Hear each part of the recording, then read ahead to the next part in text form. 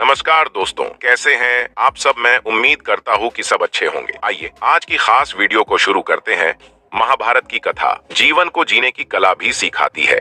महाभारत की कथा लंबी आयु और उत्तम स्वास्थ्य के बारे में भी महत्वपूर्ण जानकारी देती है। भीष्म पितामह के बिना महाभारत की कथा अधूरी मालूम पड़ ढहती है। महाभारत की कथा में भीष्म पितामह की भूमिका बहुत ही अहम और प्रभावशाली है। भीष्म पितामह के बारे में कहा जाता है कि उन्होंने जीवन भर धर्म का पालन किया। आइए उनके बारे में जानते हैं 12 खास बातें जिन्हें बहुत कम लोग ही जानते हैं। भीष्म पितामह का पहला रहस्य। मित्रों, भीष्म सामान्य व्यक्ति नहीं थे, वे मनुष्य रूप में देवता वसु थे। उन्होंने ब्रह्मचर्य का पालन करके योग विद्या द्वारा अपने शरीर को पुष्ट कर लिया था। दूसरा, उनको इच्छा मृत्यु का वरदान भी प्राप्त था। इस युद्ध के समय अर्जुन 55 वर्ष, कृष्ण 83 वर्ष और भीष्म 150 वर्ष के थे। उस काल में 200 वर्ष की उम्र होना सामान्य बात थी। बौद्धों के काल तक भी भारतीयों की सामान्य उम्र 150 वर्ष हुआ करती थी। इसमें शुद्ध वातावरण और योग ध्यान का बड़ा योगदान था। भीष्म जब युवा थे तब कृष्ण और अर्जुन हुए भी नहीं थे। माना जाता है कि भीष्म युद्ध में सबसे अधिक उम्र के थे। उन्हें राजनीति का ज्यादा अनुभव होने के कारण वेद व्यास ने संपूर्ण महाभारत में भीष्म को राजनीति का केंद्र बनाकर राजनीति के बारे में उन्होंने जो भी कहा उसका प्राथमिकता से उल्लेख किया। आइए अब दूसरे रहस्य को जानते हैं। महाभारत के युद्ध में भीष्म पितामह कौरवों की तरफ से सेनापति थे। कुरुक्षेत्र का युद्ध आरंभ होने पर प्रधान सेनापति की हैसियत से भीष्म ने 10 दिन तक घोर युद्ध किया था। 9वें दिन भयंकर युद्ध हुआ, जिसके चलते भीष्म ने बहादुरी दिखाते हुए अर्जुन को घायल कर उनके रथ को जर्जर कर दिया। आखिरकार भीष्म के भीषण संहार को रोकने के लिए कृष्ण को अपनी प्रतिज्ञा तोड़नी पड़ी। उनके जर्जर रथ को देखकर श्री कृष्ण रथ का पहिया लेकर भीष्म पर झपटते हैं, लेकिन वे शांत हो जाते हैं। परंतु इस दिन भीष्म पांडवों की सेना का अधिकांश भाग समाप्त कर देते हैं। 10वें दिन भीष्म द्वारा बड़े पैमाने पर पांडवों की सेना को मार देने से घबराए हुए पांडव पक्ष में भय फैल जाता है। तब श्री कृष्ण के कहने पर पांडव भीष्म के सामने हाथ जोड़कर उनसे उनकी मृत्यु का उपाय पूछते हैं। भीष्म कुछ देर सोचने पर उपाय बता देते हैं। जानते हैं, उनके तीसरे रहस्य को भीष्म को ठीक करने के लिए शल्य चिकित्सक लाए जाते हैं, लेकिन वो उनको लौटा देते थे और कहते थे कि अब तो मेरा अंतिम समय आ गया है, यह सब व्यर्थ है, शर्ष्य ही मेरी चिता है। अब मैं तो बस सूर्य के उत्तर आयन होने का इंतजार कर रहा हूँ पितामह। कि यह बातें सुनकर राजा गण और उनके सभी बंधु बांधव उनको प्रणाम और प्रदक्षिणा करके अपनी अपनी छावनी में लौट जाते हैं। अगले दिन सुबह होने पर फिर से भी सभी भीष्म के पास लौटते हैं। सभी कन्याएं, स्त्रियां और उनके कुल के योद्धा पितामह के पास चुपचाप खड़े हो जाते हैं। पितामह ने पीने के लिए राजाओं से ठंडा पानी मांगा। सभी उनके लिए पानी ले आए, लेकिन उन्होंने अर्जुन की ओर देखा। अर्जुन समझ गए और उसने अपने गांडीव पर तीर चढ़ाया और पर्जन्य अस्त्र का प्रयोग करके वे धरती में छोड़ देते हैं। धरती से अमृत तुल्य सुगंधित बढ़िया जल की धारा निकलने लगती है। उस पानी को पीकर भीष्म तृप्त हो जाते हैं। फिर भीष्म दुर्योधन को समझाते हैं कि युद्ध छोड़ डाचकर वंश की रक्षा करो। उन्होंने अर्जुन की बहुत प्रशंसा की और दुर्योधन को बार बार समझाया कि हमारी यह गति देखकर संभल जाओ, लेकिन दुर्योधन ने उनकी एक बात भी नहीं मानी और फिर से युद्ध शुरू हो जाता है। अगले दिन फिर से सभी उनके पास इकट्ठे होते हैं। वो नए सेनापतिकरण को समझाते हैं। वे दोनों पक्षों में अपने अंतिम वक्त में भी संधि कराने की चेष्टा करते हैं। मित्रों, भीष्म के शरशैया पर लेट जाने के बाद युद्ध 8 दिन तक चला। अब आइए जानते हैं चौथे रहस्य को। दोस्तों, भीष्म के शरशैया पर लेटने की खबर फैलने पर कौरवों की सेना में हाहाकार मच जाता है। दोनों दलों के सैनिक और सेनापति युद्ध करना छोड़कर भीष्म के पास एकत्र हो जाते हैं। दोनों दलों के राजाओं से भीष्म कहते हैं कि राजा गणों, मेरा सिर नीचे लटक रहा है, मुझे उपयुक्त तकिया चाहिए। उनके एक आदेश पर तमाम राजा और योद्धा तरह तरह के तकिए ले आते हैं, किंतु भीष्म उनमें से एक को भी ना लेकर मुस्कुराकर कहते हैं कि यह तकिए इस वीर शैया के काम में आने योग्य नहीं है। फिर वो अर्जुन की ओर देखकर कहते हैं कि बेटा, तुम तो क्षत्रिय धर्म के विद्वान हो, क्या तुम मुझे उपयुक्त तकिया दे सकते हो?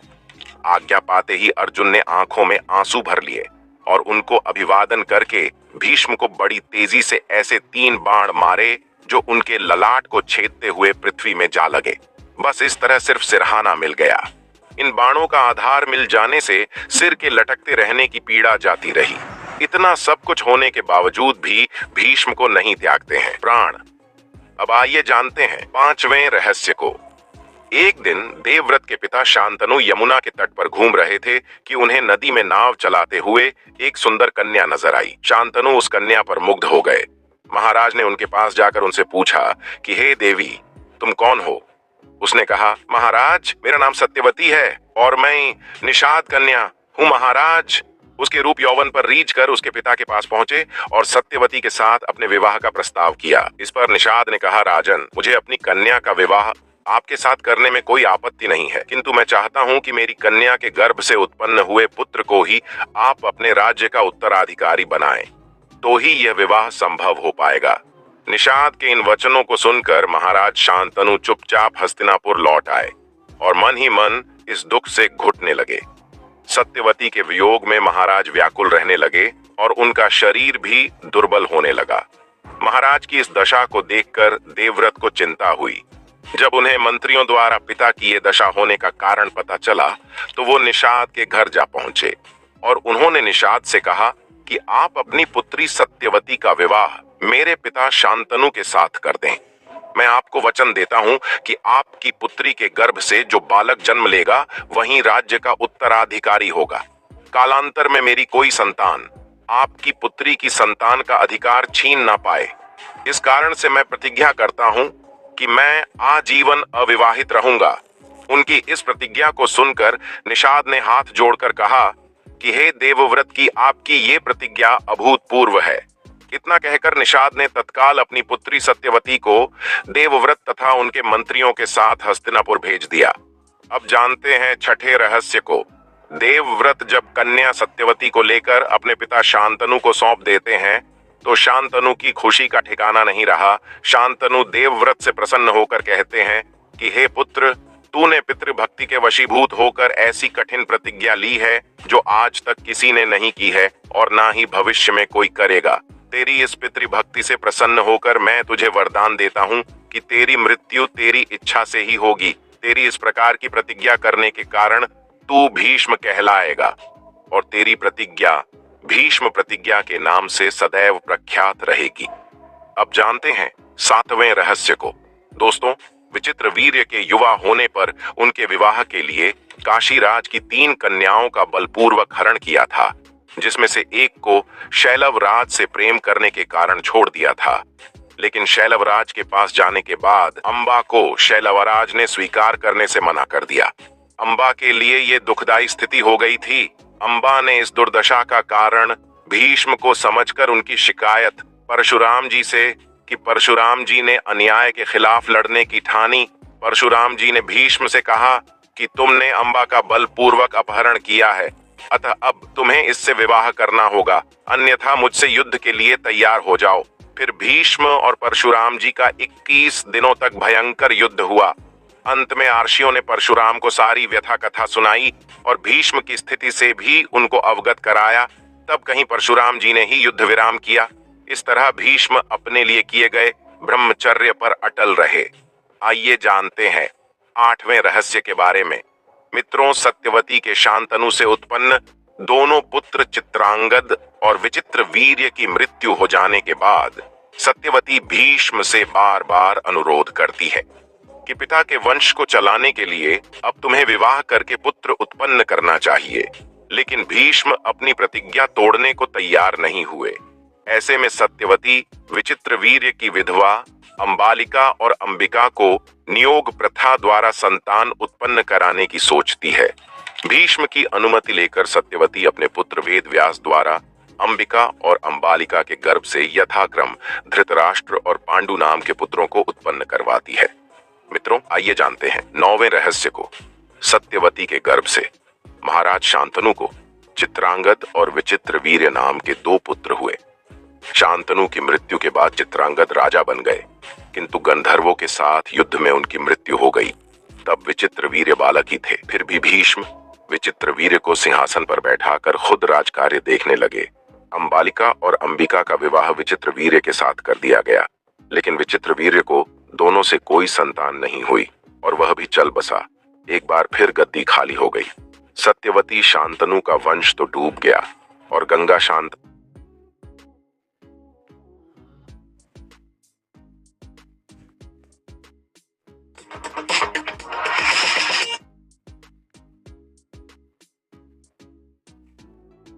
ने ब्रह्मचर्य की प्रतिज्ञा ले ली थी। जानते हैं 10वें रहस्य के बारे में। मित्रों, भीष्म शरशैया पर पड़े हुए थे, फिर भी उन्होंने श्री कृष्ण के कहने से युद्ध के बाद युधिष्ठिर का शोक दूर करने के लिए राजधर्म, मोक्ष धर्म और आपद धर्म आदि का मूल्यवान उपदेश बड़े विस्तार के साथ दिया। इस उपदेश को सुनने से युधिष्ठिर के मन से लानी और पश्चाताप दूर हो जाता है। बाद में सूर्य के उत्तरायण होने पर युधिष्ठिर आदि सगे संबंधी, पुरोहित और अन्य लोग भीष्म के पास पहुंचते हैं। उन सब से पितामह ने कहा कि इस शरशैया पर मुझे 58 दिन हो गए। मेरे भाग्य से माघ महीने का शुक्ल पक्ष आ गया। अब मैं शरीर त्यागना चाहता हूँ। इसके पश्चात उन्होंने सब लोगों से प्रेम पूर्वक विदा मांगकर शरीर त्याग दिया। युधिष्ठिर तथा पांडवों ने पितामह के शव को चंदन की चिता पर रखा तथा दाह संस्कार किया। 11वां रहस्य। मित्रों, एक बार देव नामक वसु ने वशिष्ठ आर्षि की कामधेनु का हरण कर लिया। इससे वशिष्ठ ऋषि ने कहा कि ऐसा काम तो मनुष्य करते हैं, इसलिए तुम 8वां वसु मनुष्य हो जाओ। ये सुनकर वसुओं ने घबराकर वशिष्ठ जी की प्रार्थना की तो उन्होंने कहा कि अन्य वसु वर्ष का अंत होने पर मेरे शाप से छुटकारा पा जाएंगे, लेकिन इस देवू को अपनी करनी का फल भोगने के लिए एक जन्म तक मनुष्य बनकर पीड़ा भोगनी होगी। ये सुनकर वसु ने गंगा जी के पास जाकर उन्हें वशिष्ठ जी के शाप को विस्तार से बताया और ये प्रार्थना की कि आप मृत्यु लोक में अवतार लेकर हमें गर्भ में धारण करें और जो ही हम जन्म लें हमें पानी में डुबो दें। इस तरह हम जल्दी से सभी मुक्त हो जाएंगे। गंगा माता ने स्वीकार कर लिया और वे युक्ति पूर्वक शांतनु राजा की पत्नी बन गई और शांतनु से वचन भी ले लिया।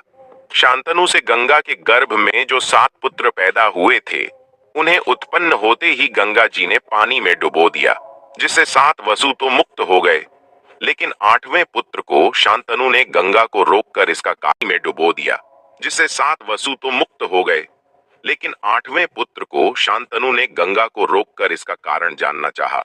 गंगा जी ने राजा की बात मानकर वसुओं को वशिष्ठ के शाप का सब हाल कह सुनाया। राजा ने 8वें पुत्र को डुबोने नहीं दिया और इस वचन भंगता के कारण गंगा 8वें पुत्र को सौंपकर अंतर्ध्यान हो गई। यही बालक द्यू नामक वसु था जो भीष्म पितामह बना। अब आइए जानते हैं 12वें रहस्य के बारे में। और इस वीडियो का अंतिम रहस्य ये वह काल था जब देवी और देवता धरती पर विचरण किया करते थे। किसी खास मंत्र द्वारा उनका आह्वान करने पर प्रकट हो जाया करते थे। इन्हीं देवताओं के कुल में से मां गंगा भी हैं, तो सवाल आता है कि गंगा ने क्यों किया शांतनु से विवाह पुत्र की कामना से। शांतनु के पिता महाराज प्रतीप गंगा के किनारे तपस्या कर रहे थे। उनके रूप और सौंदर्य पर मोहित होकर गंगा उनकी दाहिनी जंघा पर आकर बैठ गई और कहने लगी, मैं आपसे विवाह करना चाहती हूँ। मैं जहनु आर्षि की पुत्री गंगा हूँ। इस पर राजा ने कहा कि गंगा, तुम मेरी दाहिनी जंघा पर बैठी हो, जबकि पत्नी को तो वामांगी होना चाहिए। जब महाराज प्रतीप को पुत्र की प्राप्ति हुई तो उन्होंने उसका नाम शांतनु रखा और इसी शांतनु से गंगा का विवाह हुआ। गंगा से उन्हें 8 पुत्र मिले। उनके 8वें पुत्र का नाम देवव्रत था। ये देवव्रत ही आगे चलकर भीष्म कहलाए। तो दोस्तों, आज की वीडियो पसंद आई हो तो वीडियो को लाइक करें, शेयर करें